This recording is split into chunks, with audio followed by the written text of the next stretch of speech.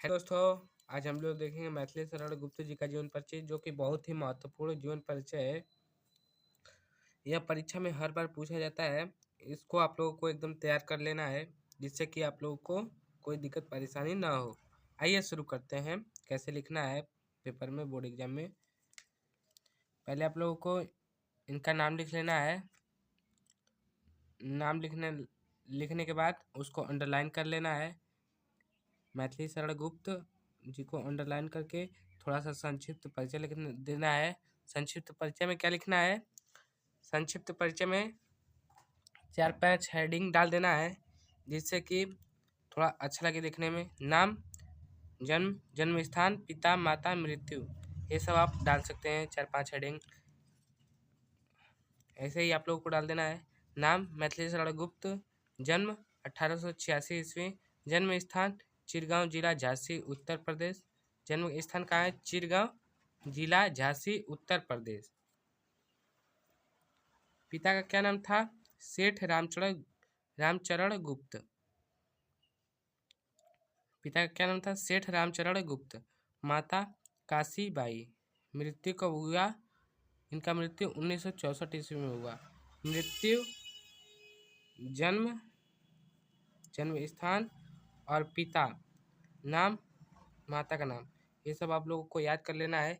यहाँ पे संक्षिप्त परिचय इतना आप लोगों को याद रहेगा तो आप अपने से भी बनाकर जीवन परिचय लिख सकते हैं। आप लोगों को इतना याद रखना है।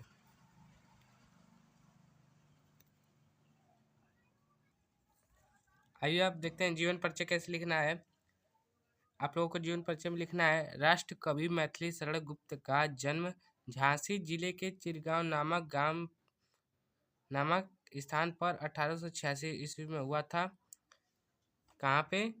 राष्ट्र कवि मैथिली शरण गुप्त का जन्म झांसी जिले के चिरगांव नामक स्थान पर 1886 ईस्वी में हुआ था। इनके पिता का नाम सेठ रामचरण गुप्त था और माता का नाम काशीबाई था। इनके पिता को हिंदी साहित्य से विशेष प्रेम था। किसे? हिंदी साहित्य से विशेष प्रेम था। गुप्त जी पर अपने पिता का पूर्ण प्रभाव पड़ा, यानी कि गुप्त जी के जो पिता थे और गुप्त जी पर उनके पिता का पूरा प्रभाव पड़ा। इनकी प्रारंभिक शिक्षा चिरगांव तथा माध्यमिक शिक्षा मैकडोनल्ड हाई स्कूल झांसी से हुई। घर पर ही अंग्रेजी, बांग्ला, संस्कृत एवं हिंदी का अध्ययन करने वाले गुप्त जी की प्रारंभिक रचनाएं कलकत्ता से प्रकाशित होने वाले वैश्योपकार नामक पत्र में छपती थी। किसमें? वैश्योपकारक, ठीक, नामक पत्र में छपती थी। आचार्य महावीर प्रसाद द्विवेदी जी के संपर्क में आने पर उनके आदेश, उपदेश एवं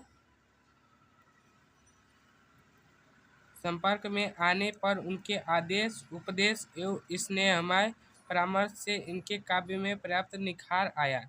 मतलब कि ये जो है आचार्य महावीर प्रसाद द्विवेदी जी को अपना गुरु मानते थे और उनके संपर्क में जुड़ने से इनको आदेश, उपदेश एवं स्नेहमय परामर्श से, मतलब कि आचार्य महावीर प्रसाद द्विवेदी जी ने इन्हें आदेश दिया, उपदेश दिया, समझाया, बुझाया, जिससे कि इनका काव्य में बहुत निखार हुआ, मतलब कि अच्छा हो गया।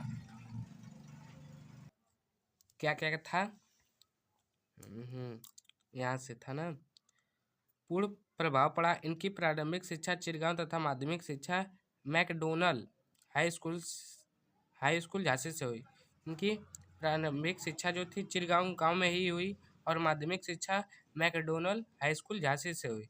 घर पर ही अंग्रेजी, बांग्ला, संस्कृत एवं हिंदी का अध्ययन करने वाले गुप्त जी की, मतलब इन्होंने घर पर ही अंग्रेजी, बांग्ला, संस्कृत एवं हिंदी का अध्ययन किया और प्रारंभिक रचनाएं कलकत्ता से प्रकाशित हुई। और इनकी जो रचनाएं थी किसमें छपती थी? वैश्योपकारक नामक पत्र में छपती थी। आचार्य महावीर प्रसाद द्विवेदी जी के संपर्क में आने पर उनके आदेश, उपदेश एवं स्नेहमय परामर्श से इनके काव्य में पर्याप्त निखार आया, मतलब कि बहुत सुधार आया।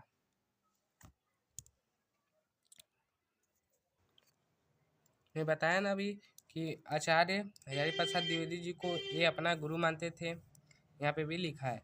द्विवेदी जी को ये अपना गुरु मानते थे, उन्हीं से प्रेरणा प्राप्त कर गुप्त जी ने मैथिली शरण गुप्त जी ने खड़ी बोली में भारत भारती की रचना की। किसकी रचना की? भारत और भारती की रचना की। उन्हीं से प्रेरणा प्राप्त कर गुप्त जी ने खड़ी बोली में भारत भारत की रचना की। राष्ट्रीय विशेषताओं से परिपूर्ण रचनाओं का सृजन करने के कारण ही महात्मा गांधी ने इन्हें राष्ट्रकवि की उपाधि दी। इन्हें राष्ट्रकवि की उपाधि किसने दी? इन्हें राष्ट्रकवि की उपाधि महात्मा गांधी ने दी। ठीक। राष्ट्रीय विशेषताओं से राष्ट्रीय विशेषताओं से परिपूर्ण रचनाओं का सृजन करने के कारण ही महात्मा गांधी ने इन्हें राष्ट्रकवि की उपाधि दी। आगरा और प्रयाग विश्वविद्यालय की ओर से इन्हें मानद डी लिट की उपाधि प्रदान की गई। इसे किसकी उपाधि प्रदान की गई? D Litt. साकेत महाकाव्य के लिए इन्हें हिंदी साहित्य सम्मेलन द्वारा मंगला प्रसाद पारितोषिक पुरस्कार से सम्मानित किया गया। मंगला प्रसाद पारितोषिक से पुरस्कार से सम्मानित किया गया। इन्होंने साकेत महाकाव्य के लिए इन्हें हिंदी साहित्य सम्मेलन द्वारा मंगला प्रसाद पारितोषिक पुरस्कार से सम्मानित किया गया। भारत सरकार ने इन्हें पद्म भूषण से सम्मानित किया। इन्हें भारत सरकार द्वारा पद्म भूषण से भी सम्मानित किया गया था। 12 दिसंबर 1964 ईस्वी को माँ भारती का यह सच्चा सपुत्र सदा के लिए पंचतत्वों में विलीन हो गया। या आप यह भी लिख सकते हैं 12 दिसंबर 1964 ईस्वी को इनका निधन हो गया। शॉर्ट में एकदम। रचनाएं, इनकी प्रमुख रचनाएं निम्नलिखित है। कौन कौन सी है? भारत भारती और दूसरा किसान, तीसरा शकुंतला, चौथा पंचवटी और पांचवा त्रिपथगा। आइए फिर से एक बार देख लेते हैं जिससे कि आप लोगों को एकदम अच्छे से याद हो जाए।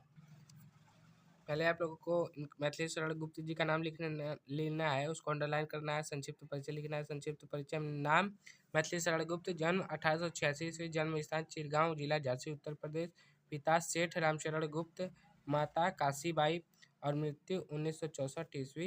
इतना लिख लेना है संक्षिप्त परिचय में। अब आप लोगों को जीवन परिचय लिखना है। जीवन परिचय, राष्ट्रकवि मैथिली शरण गुप्त का जन्म झांसी जिले के चिरगांव नामक स्थान पर 1886 ईस्वी में हुआ था।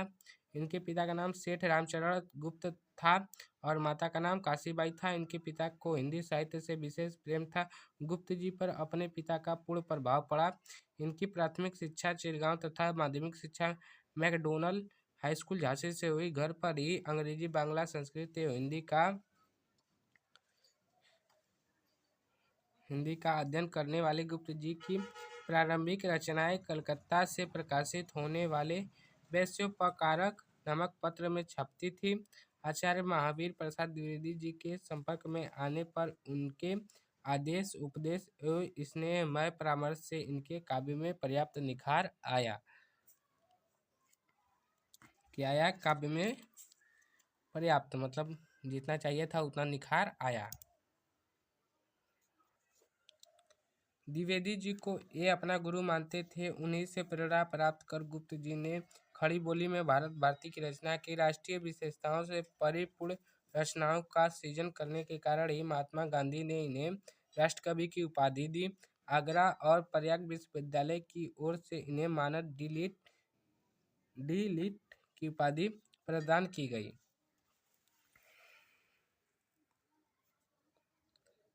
साकेत महाकाव्य के लिए